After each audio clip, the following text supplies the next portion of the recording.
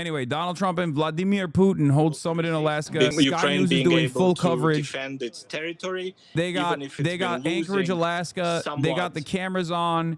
Vladimir is flying in from Russia. That's a 9-hour flight. Donald Trump is flying in from DC. That's a 7-hour flight, I believe. That's a big ass plane right there. I don't know if this is not the Qatar plane, right? That one is still being worked on, I suspect. But ladies and gentlemen, we got a lot, okay? I'm just down the street, man. I got an AP notification that Trump has landed in Alaska. Does AP suck?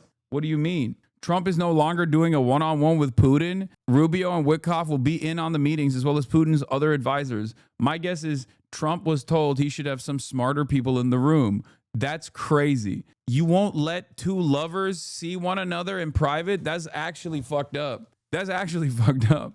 Bro, they literally... Okay. I am now more invested in the Blue Anon narrative that they are gay lovers than ever before, because clearly people in the know also recognize this reality. They are straight up stopping two lovers from seeing one another in private. That is crazy. Okay? That's crazy. That's messed up. That's messed up. You gotta let let the lovers do their thing, I think. And that's messed up that they won't do that. So free pump, stopping Trump from sucking Pootie's toes. They're cock blocking our big, beautiful boys. Straight up. Yeah, he got Benny Johnson. Dude, this is pretty funny though. Like I love that. I love that they normally, it's going to potentially last 7 hours until we get a press conference. Dmitry Peskov, Putin's spokesman, says a summit with Trump could last about 6 or 7 hours. 6, 7. Oh God, I'm so stupid. Fucking, I deserve punishment. Hope Trump is excited to learn a lot about Yurik and Bogdan Khmelnytsky. Okay, 6, 7. Okay. I will say this is pretty funny that even Trump's own people who normally let him do his thing were like, bro, we can't let you do this one. Like, it is, even Trump's own people were like, yeah, we have to be in this, man. We can't let you give up Alaska. Because that was being floated, okay? That was being floated around. I read a report that Trump was like, yeah, we'll let them extract from Alaska. The art of the deal, baby. Can't have peace talks without Zelensky involved. No, that's not the concern. What do you mean? It's not happening already. It's not like Zelensky's involved in these conversations. That's not the concern. The concern is you need like actual adults in the room. Otherwise, Vladimir Putin is going to get like 8 states out of this convo. They're going to come out of this meeting and Donald Trump is like, yeah, I gave him North Dakota. Who needs it? We got South Dakota. We got 2 Dakotas. I said, Putin, you can have one of them. He said, there's a lot of Russian speakers in North Dakota. I gave it to him. I said, whatever. Trump tells Fox he's willing to walk away from the table. Alaska is yours. And now I said, Putin, I'll throw in Idaho for you. He said, I don't want Idaho. Nobody wants Idaho. I wanted to give him Idaho as well, but he said no. Yeah, this is the reason why even Witkoff and Marco Rubio are like, we have to be in the room, sir, please. You will fuck this bag up real bad. Because like this kind of dynamic, Trump has the same dynamic with Vladimir Putin as he does with like Benjamin Netanyahu. But of course, given the way that American foreign policy works with Israel, you can have Trump eat Benjamin Netanyahu's toe jam, right? Like that's fine. That's normal American foreign policy. But you can't have him do that to Russia because Russia is a foreign adversary.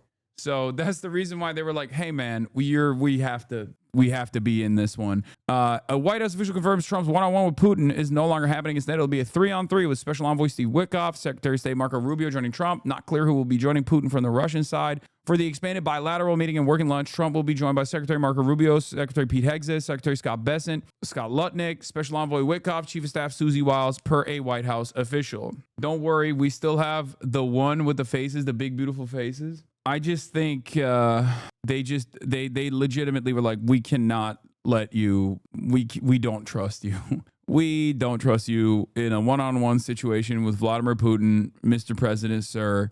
We're gonna have to deal with this ourselves. Okay. Here's Trump with what's his face? Brett Baer, I think. Is that him? one of these like potato guys who looks like he played football in high school and peaked. He's on Air Force One, Trump Force One.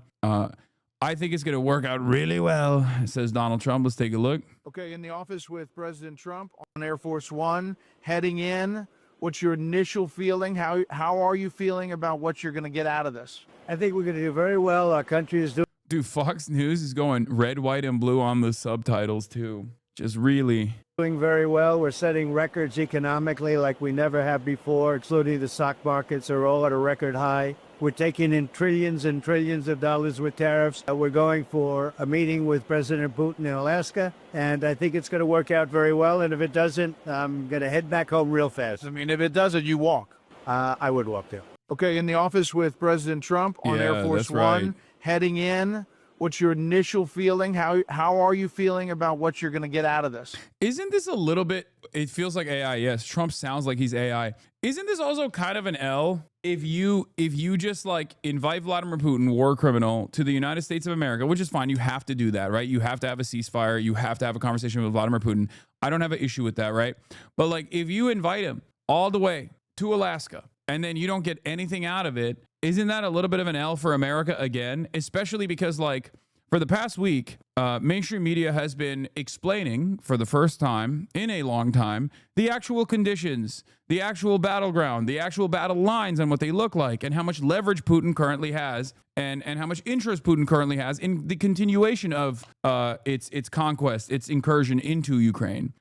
This is, of course, unique as opposed to the way that they've covered this issue for the past 3 fucking years almost, with very little criticism, very little accurate assessments of how things were unfolding, with the hopes that America will just like be able to make up for the lack of manpower, right? But now they're saying Vladimir Putin doesn't really have a big investment in stopping its incursion because the battle lines have been drawn and it truly favors the current way that the battle lines are drawn is favoring Russia. This doesn't mean that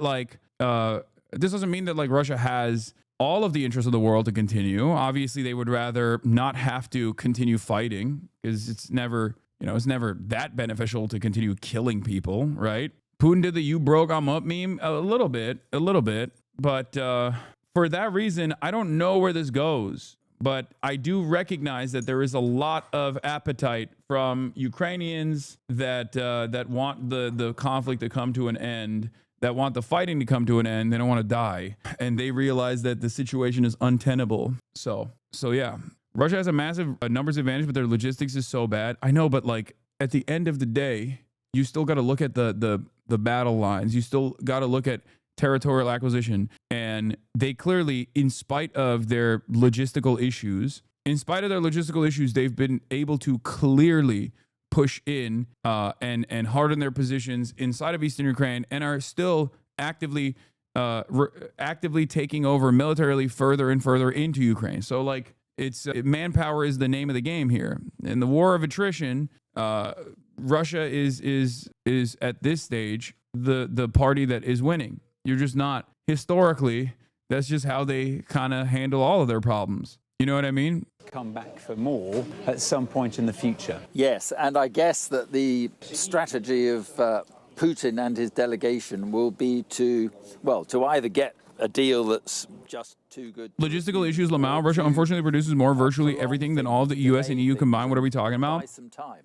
No, when I say logistical issues, it's like equipment. Yeah, that's right. And let's remember The equipment being like older overall. Like I mean, they have drones, they have artillery, and they have allies that have a lot of drones, like Iran, and artillery, like North Korea. But overall, the Ukrainian, the equipment. Well, I guess Ukrainians also have supply chain issues as well, from what I understand. Like, there's a lot of corruption, and maybe even potentially like people just like stealing equipment to sell it on their own and shit. Like, this is another thing that I've heard that people consistently complain about. Like, Ukrainians have drones. They have really good, equipment overall. They're getting it from America, but like, there's a limit to how much they can get. There's a limit to that runway, especially post Israel's genocide. I think that limitation has been even more severe. But you know, even if the tech is better on the Ukrainian side, the Russians just have more manpower, and they can just keep throwing more and more people in the front lines, in the meat grinder. So yeah, that's where we're at. It might sound good. It might actually, in reality, It was actually kind of interesting because, like, I have some disagreements with like Matt Duss on this, but a lot of the people who say like I'm fucking a bad person and pro Russia or whatever, how do they square that circle? Like the conversation I had with Matt Duss, like he said shit that wasn't that far off from my assessment of the situation. You know what I mean? Like what is that? Why do people still run this fucking song and dance? No Shoddy walks out. Russia are the Zerg of countries, just ling rush after ling rush. I don't know what that is. Because in Ukraine and Europe, they've said doors opening. No ceasefire today. Then we will. Pooty Poo increase. says That's doors what they open. want to hear from Donald Trump, and they have not going in to this meeting. You know, from a president who has had much to say, riffing all the way here to Alaska, to the tarmac of this historic air base, and to this meeting imminent now with Vladimir Putin on the tarmac, up the red carpet, and into discussions. Yes, James, thank you very much indeed. And as we can see, the scene is set for this meeting between Donald Trump, the handshake, and Vladimir Putin. His plane on the right-hand side, Air Force One on the left-hand side. 8:05 in the UK, 11:05 in the morning here in Anchorage, and there on the steps of the American aircraft you can see the words "Watch your step," and Donald Trump is going to have to do that in this meeting with Vladimir Putin. And many in Europe, certainly many in Ukraine, fear that he will fall into President Putin's trap, that President Putin will sell the idea of some sort of land deal to Donald Trump, and knowing that it's a plan that President Zelensky could never accept, and then Donald Trump would then blame Zelensky for holding the whole thing up, because Donald Trump is keen to get a deal done pretty quickly. So it says watch your step. He'll have to do that, and it does seem though that Martha feels pretty upbeat, positive about things. Yeah, he's spent a lot of time on the sort of 8-hour plane journey over talking to journalists. He spent 20 minutes answering questions. He was asked by a reporter whether he thought that today would be a breakthrough. He said, I hope so. I think it's interesting the way his language about this meeting has changed over the past week. It was described earlier on in the week as a listening exercise, something that was just the first step, and that there would be other more important meetings that followed. Then we woke up today to a Truth Social post in bold capital letters that this was a high stakes meeting, and now talk about potentially getting a deal over the line today. So there he is. President of the United States of America emerges from Air Force One. Big moment for Trump. But this, of course, is a president who relishes. This up Trump or Putin? Trump. What do you mean? In many ways, his presidency is about creating big moments just like this. And I assume the plan is for him to get to the bottom. I think this entire process is. I think this entire process is set together by Putin just to fuck around. He doesn't. I don't think. To this Air Force base. We're not even. First of all, you have to remember something. This person right here was a fucking KGB operative, and then also the head of state, Ukraine, but basically for my entire life. You know what I mean? Have huge influence on like he has a lot more experience. Ukraine and. As opposed to Donald Trump, who is genuinely an incompetent person. That things are moving perhaps towards a ceasefire. There will equally be many in Ukraine who are very worried about what he wasn't that high up in KGB. It don't matter. About to happen. So each of them walk down their respective red carpets and will soon be together. And for Vladimir Putin, this is a crazy experience, though. It is kind of wild because, like, I guess there is the whole Donald Trump. And It's in that got to be like a little bit of a opportunity, flex, I think, that Trump is just like walking by himself to show. I mean, this is American soil, so he's like pariah, certainly in the West. it's to say like I got, I don't need security, but whereas like Vladimir Putin is like obviously walking with security around him. I assume that's like a bit of an environmental flex. Vladdy to Batty is on time. Yeah. Victory for Putin, who is. When was the last time like a Russian leader was on American soil? It does feel wild. I mean, these guys used to fucking cooperate all the time. There's like a shit ton of photos. Putin comes to Trump directly. That's another power play. He's doing the Erdogan. That was the Erdogan. That was the Erdogan technique. The claw grip. You just keep gripping. Good-natured. They look pretty pleased to see each other. Bro, they literally look like lovers. They look like lovers that haven't seen one another in a long time. Freeze, certainly as far as the West. Is Putin wearing heels? Fuck yes, he is, bro. Are you kidding me? He is a manlet. Putin is much shorter than Donald Trump. Donald Trump is like 6'3". Putin is a much shorter man, so he definitely is wearing heels. And it'll be interesting to see if they are going to speak beforehand. James Matthews is with the American delegation. James, tell us the plan. What is the plan? Are they going to speak before they get down to talks? It would surprise me if here, Mark. I'm in an event centre where there are 2 podiums set up. This is weird, bro. I'm not going to lie. This is a weird sight. Here from both these individuals. I'm very happy.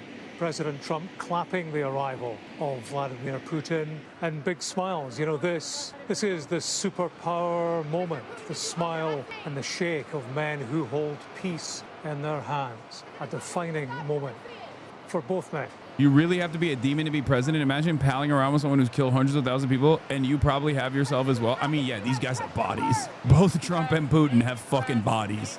So at that stage, it's like normal. You know what I mean? Their questions. It's like an entry point. It's an entry point to being a world leader is that you have a fuck ton of bodies. Wait, do they get in the car together? They're in the Beast. They get in the Beast together. They're kissing. Oh, you know they're kissing, bro. You know. So they do have some private time. 6 or 7 hours, and I would think that is something that the Americans are not prepared for. Yeah, the White House indicated earlier this week that they expected the talks to last for 3 hours, and I think that's more of the time frame that Donald Trump would be expecting. You know, he does not want to be locked in a room with Vladimir Putin for 6 hours. We can actually hear just above where we are now fighter jets.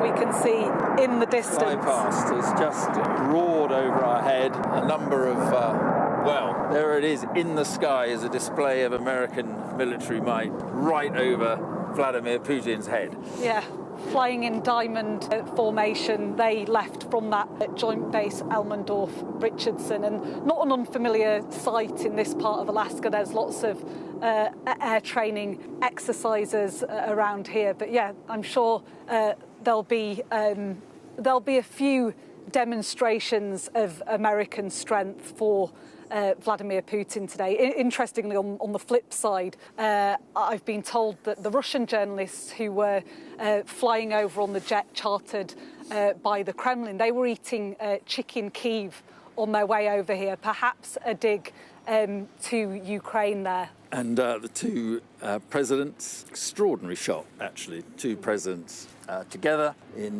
off they go for the talks, and they were chatting. I mean, Donald Trump seemed to be doing most of the chatting in the back of that car, but off they go to do a lot more talking, and it really is quite some moment, isn't it? I mean, although the narrative is that Putin asked for the meeting, it was Trump who, and there's the handshake again, it was Trump who allowed it to happen, and allowed it to happen without seeking anything in return, certainly not a ceasefire.